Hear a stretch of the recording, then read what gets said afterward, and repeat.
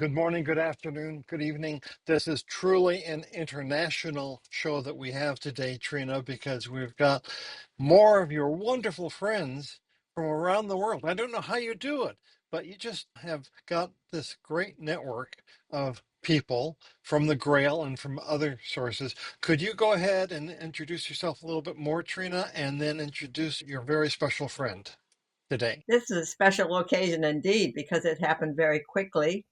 I was online with South Africa, my friend Marilyn Aiken, that I've known for many years and admired. She's one of my heroes who has been working for the environment and for peace in the world for decades. We're probably compatriots about the same age. I'm not quite sure about our age difference, but we're up there. Both of us are up there.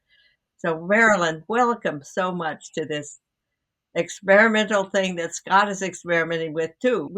This is the first time we're on this particular platform, I guess you call it, Scott. And so, Marilyn, say hello, and how are we supposed to say your name? Your good South African accent name. Okay, thank you very much, Trina and Scott. My name is Marilyn, and I'm from South Africa. And you say that I'm your, did you say hero or heroine? Yes, indeed. So likewise, Yeah, you, Trina, are my hero. I've heard about you since 1969 when I first joined the Grail. You were in Egypt, in Upper Egypt, teaching girls to make these beautiful tapestries that were hanging in our Grail Center in Johannesburg. And you were one of the people that I got to know about long before I met you. that's interesting to hear. This is the first time that sort of thing has come on this program.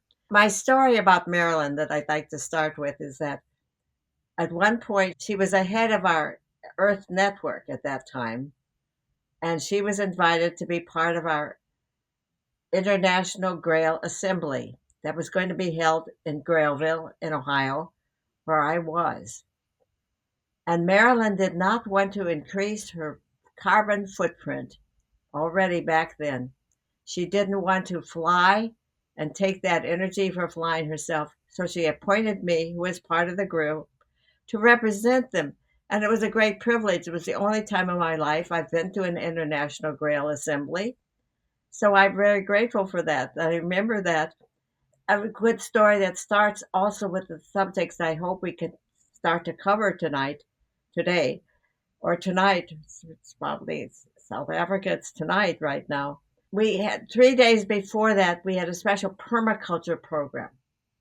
And at the end of that, somebody from Kenya said to me, "This is the way we always did things over there." And I remember saying yes, because the purpose of all these things that I'm doing with Scott right now is to help people, especially in this country, who are probably the most ones watching, will be to understand the international dimension, and also in Africa, that everything that comes from America is not better with that they know already, that they already were doing these indigenously wise ways of raising food.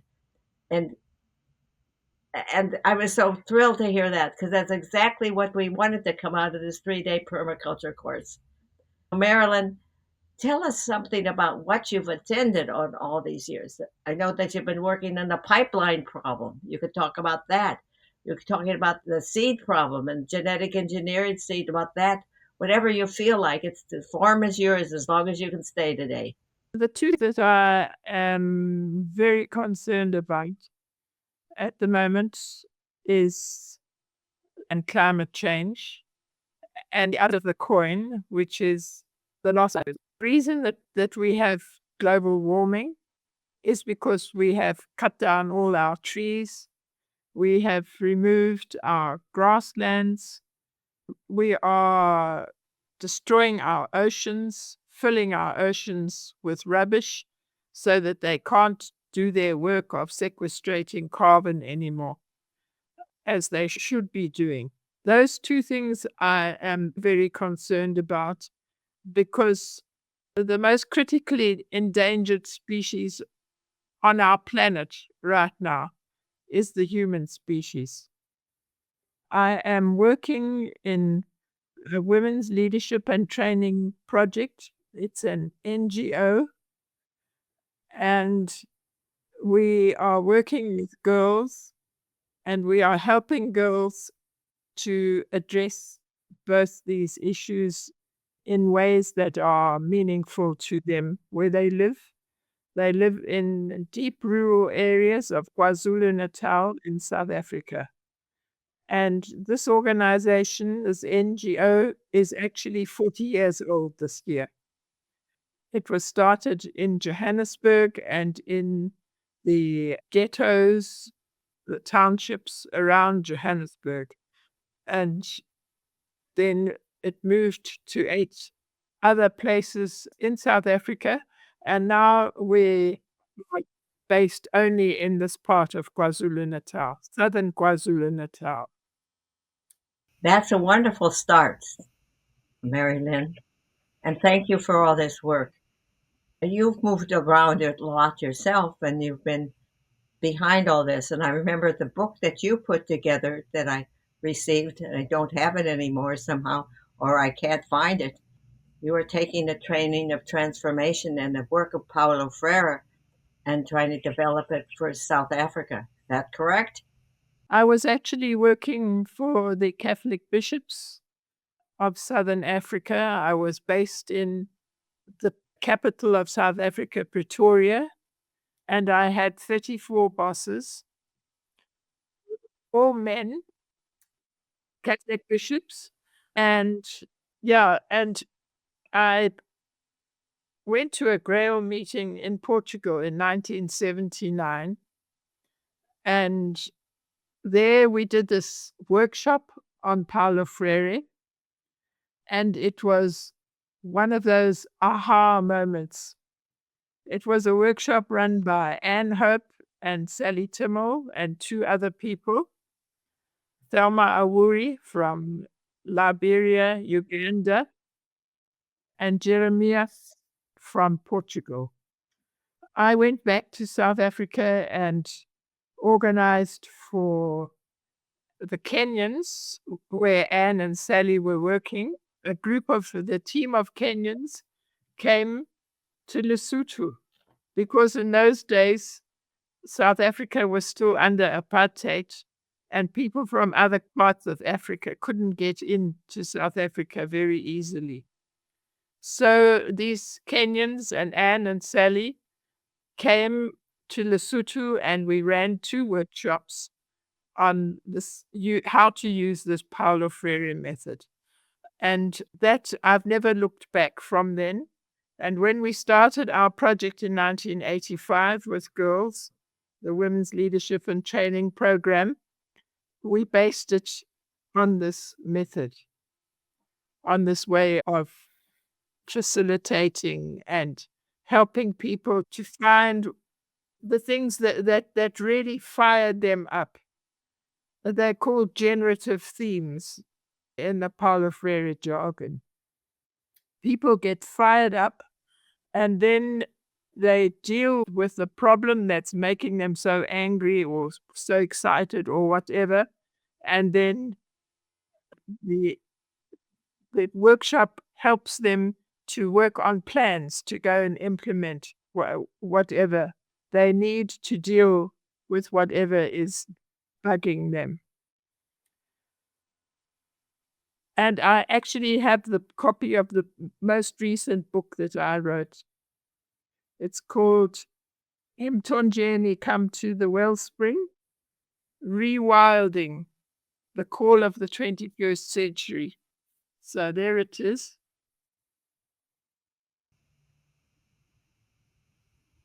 That's your book that you wrote? Good for you. We'll talk about that some more. We'll have you on again. In fact, that's the 3rd volume. There are 2 others before that. Maybe those are the ones I saw. Those are some years ago? Yes. Look, I have a real quick question. You've written 3 books, and that just looks really interesting. You've got a very nice cover for it, an intriguing title. If someone were to want to follow up, where is that book available online? Is there some place that someone can find that book? Yes, it is going to be on our website soon. At the moment, it's actually not there because we've had to rework our website. And the website is wltp.co.za.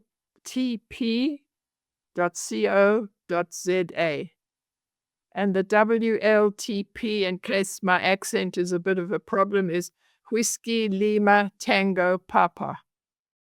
Okay. You want to talk a little bit about the seeds situation, Monsanto, and that sort of thing?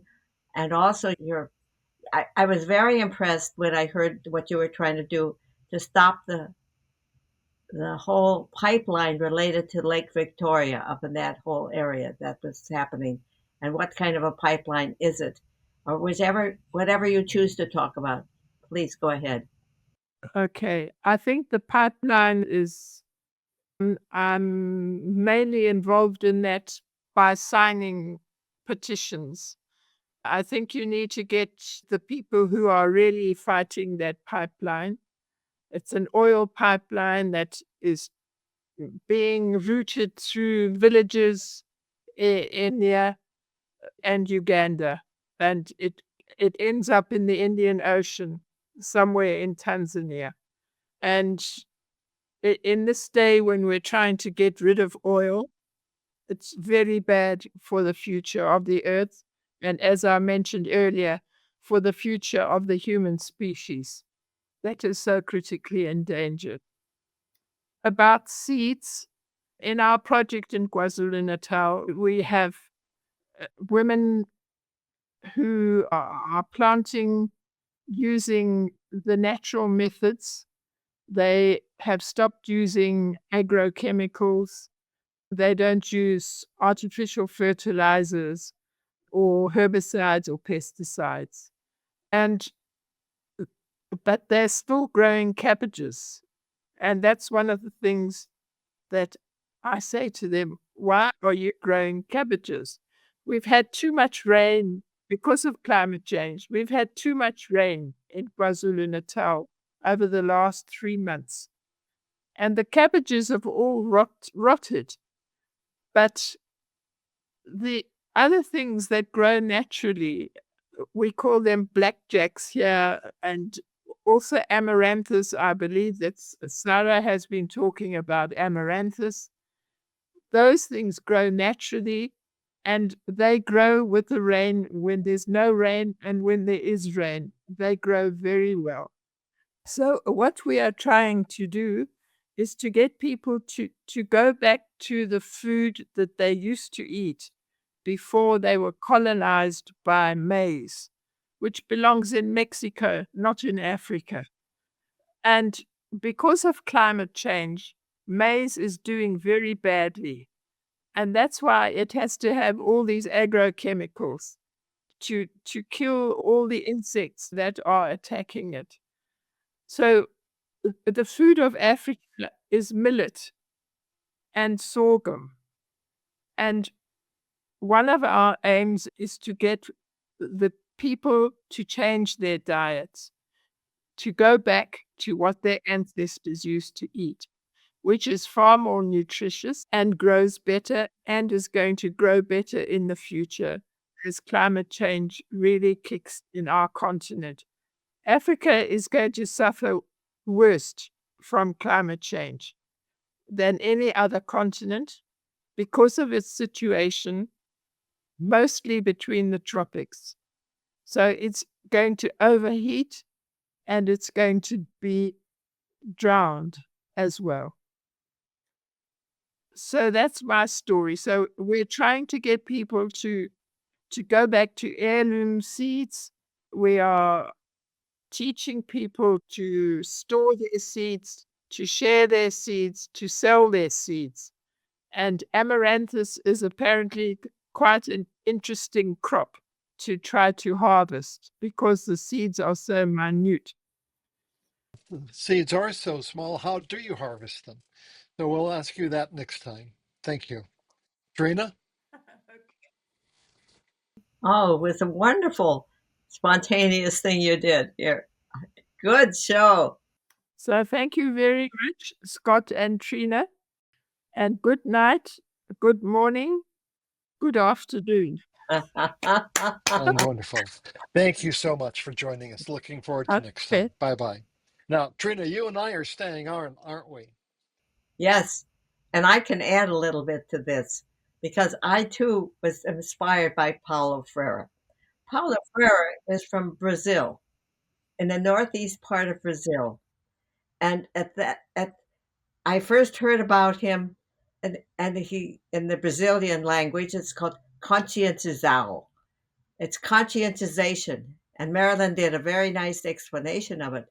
But it takes something very important. And the way I heard about it was that for helping people to read, you didn't start with the formal kind of thing. You started with the thing that they were passionate by, like she was saying.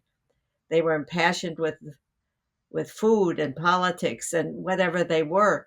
And so you taught them the words that they needed to know for their real life situation as the first words to read, like food or what they had to eat or something like that, or and then they observed to see if they could make some changes with that and learn to read. And people learn to read by focusing on the things that they were most impassioned about. So that excited me. And I remember once, one Christmas time at Grailville, some people from Mexico came up with using this Paulo Freire method, some men and some women, both of them at Christmas time. And I remember their programs about what they did and then how they then evaluated their projects when they after they had done some of them, and they tried to be very objective. Not many people came to our program that we had, and the reason was is that it wasn't announced soon enough. But you didn't blame Pearsons, you blamed the situation right there. So it was a wonderful lesson about not taking things too personally, which is very hard to do if you know you're the one who didn't send the program out in time and only 5 people came instead of 25 people. Then you felt really bad. And many of us are not very good at accepting that kind of criticism about the results of it, but they try to keep it the results. All right. The next time we'll do it differently. The next time we'll do it differently. I remember how impressed by that I was. And later on, I also had a chance to be in Brooklyn, New York, at our international center there. This was about 1960, 61. And Paula Freire actually came for a week because we were training young women with professions like nurses and teachers to go to Latin America and overseas to Africa. And by the way, I was asked to cook breakfast, one of the most scary jobs I was ever given in the Grail, to get a breakfast ready for professional women to go out to work, 35 of them. And I remember the head of the household there, the kind of manager of the whole place that get it together. She offered to help me if I needed help. That offer to help just made all the difference that I could. It's like the difference you make for making me able to do this, Scott. Without you, I couldn't have the guts to do this kind of programming. So I'm very grateful for these opportunities they have been given and the support that people have given me, because it's not my cup of tea, basically, to go and stick my neck out in these ways. I usually was a quiet artist behind the scenes. So here we are with my Paulo Freire comment, and to hear Marilyn talk about her.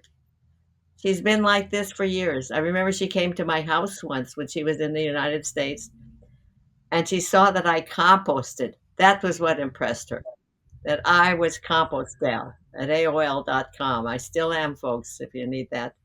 I'm still compost gal. I'm also several other email addresses, but I'm compost gal was my first one.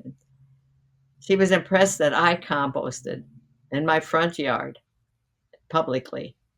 So this was a wonderful spontaneous thing that just pulled together within an hour of our show today. So thank you, Scott. Thank you, everybody. Bye.